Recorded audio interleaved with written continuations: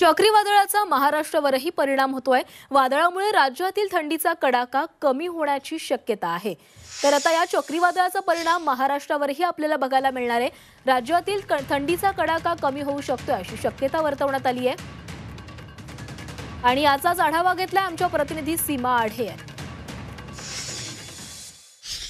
गेल्या काही दिवसांपासून कमाल आणि किमान तापमानात कमालीची घट झाल्यामुळे थंडी आपल्याला जाणवत होती, पण तमिळनाडू येथे आलेल्या चक्रीवादळामुळे महाराष्ट्रातल्या वातावरणात सुद्धा मोठ्या प्रमाणात बदल झाल्याचं पाहायला मिळत आहे। पुढील काही दिवस राज्यातील तापमानात वाढ होण्याची शक्यता हवामान विभागाने वर्तवली आहे।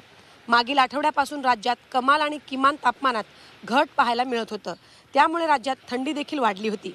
काही ठिकाणाचे तापमान 10 अंशाच्या खाली आल्याचं देखील पाहायला मिळालं। पण तमिळनाडूमध्ये धडकलेल्या चक्रीवादळामुळे महाराष्ट्राच्या वातावरणात मोठा बदल सध्या पाहायला मिळत आहे। बदलापूरमध्ये शनिवारी 11.3 अंश सेल्सियस तापमानाची नोंद झाली।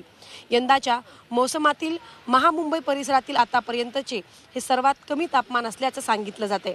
त्यापाठोपाठ कर्जतमध्ये 11.7 अंश तापमान नोंदवलं गेलं। मुंबईतील तापमान किंचित वाढून 18 अंशावरती पोहोचल्याचं सध्या पाहायला मिळत आहे। तमिळनाडूच्या किनारपट्टीवरील कमी दाबाच्या पट्ट्यामुळे डिसेंबरच्या पहिल्या आठवड्यात तापमानात वाढ होईल असा अंदाज हवामान विभागाने वर्तवला आहे। व्हिडिओ जर्नलिस्ट मनीषसह सीमा आढे, झी 24 तास, मुंबई।